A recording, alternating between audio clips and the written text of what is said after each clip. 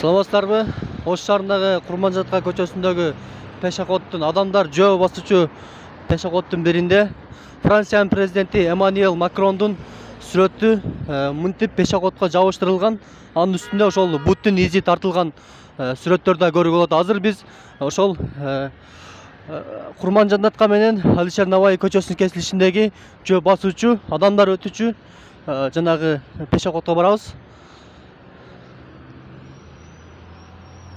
Мына өзүңүздөр көрүп болгондой, бул жакта дагы Франциянын президенти Эммануэль Макрондун сүрөтү адамдар өтүүчү пешаходко жабыштырылган. Анын үстүндө буттун изи турат.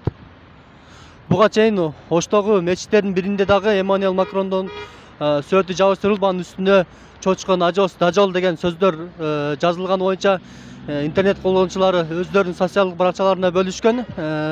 Буга чейин билесиңер, 16 октябрь күнү Париж шаарынын жеке жака белинде тарых сабагынын мугалими Мухаммед пайгамбардын карикатуралык сүрөттөрүн көрсөткөндүгү үчүн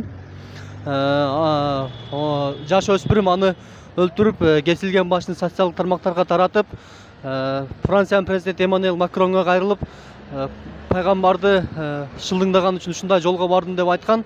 Бул учурда эле ошол Макрон өз сөзүндө кийинчерээк расмий билдирүү таратып, Франция карикатуралардан, сүрөттөрдөн баш тартпайт, Франция эркиндикти коргогон мамлекет деген билдирүүлөр менен көп мусулман өлкөлөрүндө бир чуу жараткан.